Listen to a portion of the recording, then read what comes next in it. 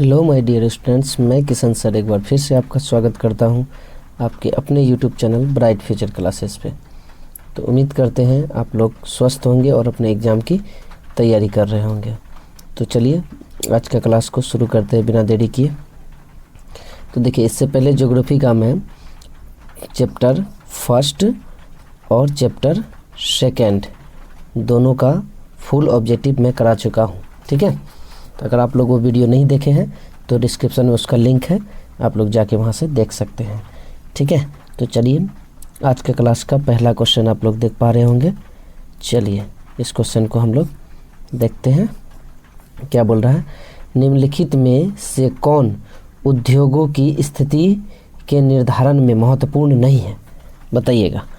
First number question का answer बताइएगा। बाजार, जनसंख्या, जलवायु और पूंजी कौन उद्योग की स्थिति के निर्धारण में महत्वपूर्ण नहीं है।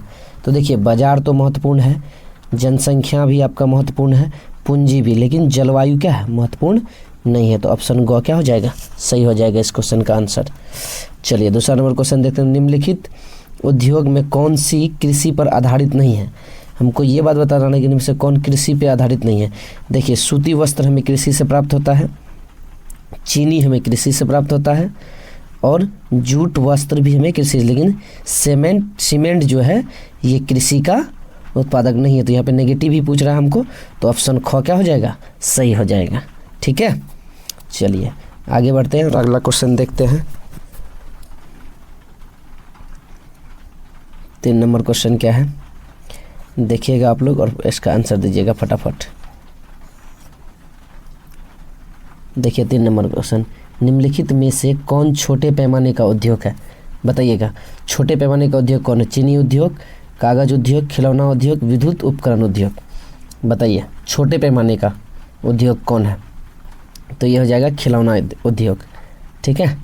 चलिए आगे बढ़ते हैं। 4 नंबर क्वेश्चन, निम्नलिखित में से कौन उद्योग सार्वजनिक क्षेत्र के अंतर्गत आते हैं। इसमें से सार्वजनिक पे कौन आ जाएगा, जेके सीमेंट उद्योग, टाटा लौह एवं इस्पात, बोकारो लौह इस्पात उद्योग, रेमंड कृत्रिम वस्त्र उद्योग, बताइएगा। 4 नंबर क्वेश्चन का आंसर क्या होगा, ये हो जाएगा आपका बोकारो लौह इस्पात उद्योग। चलिए आगे बढ़ते हैं। 5 नंबर क्वेश्चन का आंसर दीजिएगा आप लोग। 5 नंबर क्वेश्चन है, निम्न में से कौन निजी क्षेत्र की कंपनी नहीं है। डाबर, और ऑप्शन ख है आपका बजाज ऑटो लिमिटेड, सेल, या फिर रेमंड कृत्रिम उद्योग, बताइएगा 5 नंबर क्वेश्चन का आंसर। तो ये होगा आ जाएगा सेल हो जाएगा आपका, ठीक है। चलिए आगे देखते हैं। भारत में पहली सूती मिल कहाँ स्थापित की गई, बताइएगा। 6 नंबर क्वेश्चन का आंसर, सूरत में, मुंबई में, अहमदाबाद में, या कोलकाता में, बताइएगा। 6 नंबर क्वेश्चन का आंसर फटाफट। तो ये हो जाएगा आपका मुंबई में। चलिए नेक्स्ट क्वेश्चन देखते हैं। 7 नंबर क्वेश्चन। 7 नंबर क्वेश्चन है, मुंबई में प्रथम सूती कपड़ा मिल किस वर्ष स्थापित की गई। 1850 में, 1882 में, 1854 में, 1858 में, बताइएगा। तो ये हो जाएगा आपका 1854 में, ठीक है। सूती वस्त्रों की राजधानी है, बताइएगा। सूती वस्त्र का राजधानी किसे कहा जाता है, तो ये मुंबई को कहा जाता है, ठीक है। उसके उत्तर भारत का मैनचेस्टर किस शहर को कहा जाता है। उत्तर भारत का मैनचेस्टर किस शहर को कहा जाता है, सूरत को, लखनऊ को, कानपुर को, या फिर नोएडा को, बताइएगा। 9 नंबर क्वेश्चन का आंसर, तो ये कानपुर को कहा जाता है, ठीक है। चलिए आगे बढ़ते हैं। 10 नंबर क्वेश्चन देखते हैं। 10 नंबर क्वेश्चन है आपका कि भारत का प्रथम वस्त्र पार्क कहाँ स्थापित किया गया, बताइएगा। बिहार में, मध्य प्रदेश में, महाराष्ट्र में, तमिलनाडु में। 10 नंबर का ये हो जाएगा आपका तमिलनाडु। ऊनी वस्त्र के उत्पादन में किस राज्य का प्रथम स्थान है, बताइएगा। ऊनी वस्त्र का जो उत्पादन होता है उसमें प्रथम स्थान किस देश का, यानी पहला स्थान जम्मू कश्मीर का, हिमाचल प्रदेश का, पंजाब का, उत्तराखंड का, बताइएगा। 11 नंबर क्वेश्चन का आंसर, तो ये हो जाएगा आपका पंजाब का, ठीक है। चलिए आगे बढ़ते हैं। 12 नंबर क्वेश्चन देखते हैं। 12 नंबर क्वेश्चन आपका, निम्न में से कौन सा राज्य नारियल जटा उद्योग में अग्रणीय है? बताइएगा, कर्नाटक, तमिलनाडु, केरल या आंध्र प्रदेश। 12 नंबर क्वेश्चन का आंसर तो ये हो जाएगा आपका केरल। ऑप्शन को क्या हो जाएगा, सही हो जाएगा। इनमें से कौन उपभोक्ता उद्योग है? बताइएगा, इनमें से कौन उपभोक्ता उद्योग है? ऑप्शन ए है आपका पेट्रो रसायन, लौह इस्पात, चीनी उद्योग या फिर चितरंजन लोकोमोटिव। बताइएगा 13 नंबर क्वेश्चन का आंसर फटाफट। तो 13 नंबर क्वेश्चन का आंसर हो जाएगा आपका चीनी उद्योग। चलिए आगे बढ़ते हैं। 14 नंबर क्वेश्चन क्या है देखिएगा आप लोग, भारत में सबसे पहले स्थापित लौह इस्पात कंपनी निम्नलिखित में से कौन है? चलिए इसका ऑप्शन इधर है, देखिएगा आप लोग और आंसर दीजिएगा।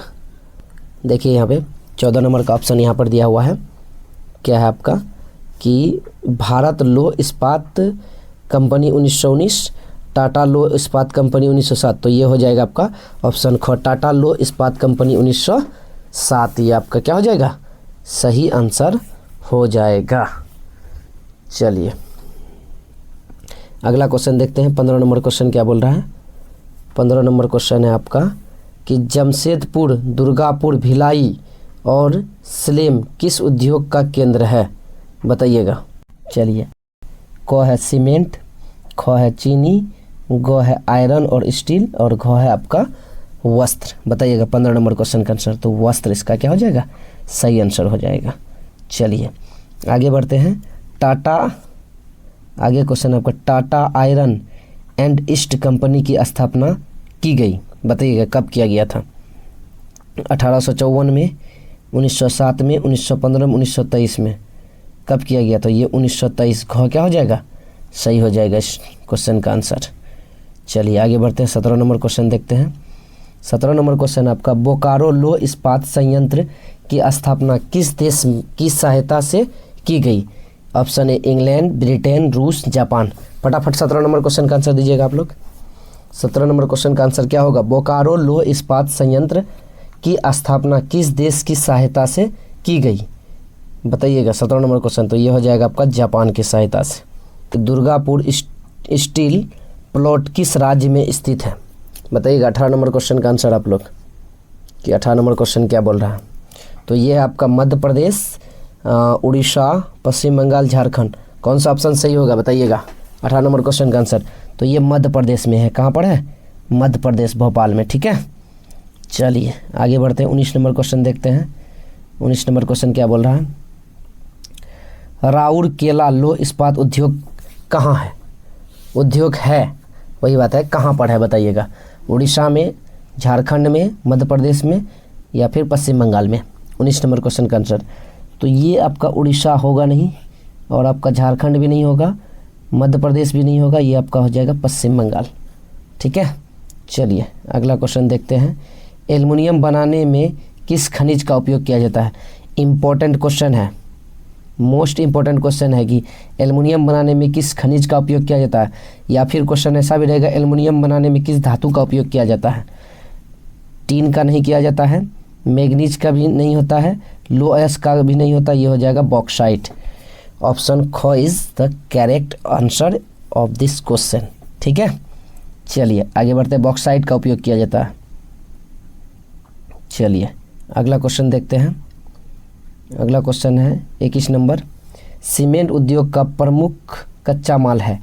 सीमेंट उद्योग जो बनाया था उसमें कौन सा कच्चा माल का उपयोग किया जाता है? चूना पत्थर, बॉक्साइट, ग्रेनाइट, लो अयस्क। बॉक्साइट तो एल्युमिनियम में, ये तो होगा नहीं। ठीक है, लो अयस्क आपका, लो अयस्क भी आपका नहीं होगा। ठीक है, ग्रेनाइट भी नहीं होगा, ये हो जाएगा आपका चूना पत्थर। क्या हो जाएगा? सही हो जाएगा आपका आंसर। ठीक है, कि सीमेंट उद्योग का प्रमुख कच्चा माल कौन है? तो ये चूना पत्थर। ठीक है, चलिए अगला क्वेश्चन का आंसर दीजिएगा कि नेपानगर प्रसिद्ध है। नेपानगर जो है वो किस चीज़ के लिए प्रसिद्ध है? चीनी के लिए, सीमेंट के लिए या फिर अखबारी कागज़ के लिए या सूती कपड़ों के लिए? बताइएगा 22 नंबर क्वेश्चन का सही आंसर बताइएगा। तो ये हो जाएगा आपका अखबारी कागज़ के लिए। वो क्या है? नेपानगर प्रसिद्ध है, यानी फेमस है। ठीक है, चलिए 23 नंबर क्वेश्चन देखिएगा आप लोग। 23 नंबर क्वेश्चन क्या बोल रहा है? 23 नंबर क्वेश्चन आपका, निम्न में से कौन बहुराष्ट्रीय कंपनी है? इनमें से चारों ऑप्शन में से बताइएगा कौन बहुराष्ट्रीय कंपनी है। फटाफट आप लोग 23 नंबर क्वेश्चन का आंसर।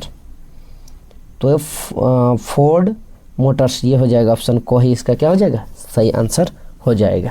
चलिए, निम्न में से कौन विदेशी ब्रांड नहीं है? बताइएगा इनमें से कौन है जो विदेशी ब्रांड नहीं है? 24 नंबर क्वेश्चन का आंसर। तो ये हो जाएगा आपका टोयोटा। ऑप्शन ख क्या हो जाएगा सही, टोयोटा जो है वो विदेशी ब्रांड आपका नहीं है। ठीक है, तो ऑप्शन ख क्या हो जाएगा इस क्वेश्चन का सही आंसर हो जाएगा। अगर आप लोग चाहते हैं कि क्लास टेंथ का तैयारी आप लोग को बेहतर ढंग से करें, ठीक है, तो इस चैनल के माध्यम से आपका क्लास 10 का हर एक चैप्टर का ऑब्जेक्टिव क्वेश्चन सॉल्व कराया जाता है इस चैनल के माध्यम से। अभी मैं हिस्ट्री का पूरा कंप्लीट करा चुका हूँ, ठीक है, हिस्ट्री का टोटल ऑब्जेक्टिव कंप्लीट करा चुका हूँ, आप उसे जाके देख सकते हैं इस चैनल पे। और अभी ज्योग्राफी चल रहा है, हिस्ट्री कंप्लीट हुआ, अभी क्या चल रहा है, ज्योग्राफी चल रहा है। और ज्योग्राफी का भी मैं 2 चैप्टर कंप्लीट करा चुका हूँ ऑब्जेक्टिव का, ठीक है, ऑब्जेक्टिव का 2 चैप्टर मैं कंप्लीट करा चुका हूँ और ये तीसरा चैप्टर चल रहा है ज्योग्राफी का ही। और ज्योग्राफी जैसे ही समाप्त होता है, तीसरा चैप्टर अभी हो रहा है, 3 चैप्टर इसमें और बच जाता है। जैसे ही ये 3 चैप्टर समाप्त होगा आपका, उसके बाद इसमें पॉलिटिकल साइंस पढ़ाया जाएगा। क्या पढ़ाया जाएगा? पॉलिटिकल साइंस का टोटल ऑब्जेक्टिव करा जाएगा इस चैनल के माध्यम से। और अभी ही नहीं, क्लास 10th का बोर्ड एग्ज़ाम तक इस पर आपको इम्पोर्टेंट क्वेश्चन सारा इस चैनल के माध्यम से आप लोग को दिया जाएगा। तो अगर आप चाहते हैं कि आपका तैयारी बेहतर ढंग से हो इस चैनल के माध्यम से, तो प्लीज़ हमारे चैनल को सब्सक्राइब कर लीजिए और इस वीडियो को ज़्यादा से ज़्यादा अपने दोस्तों में शेयर भी कीजिएगा और लाइक भी कीजिए।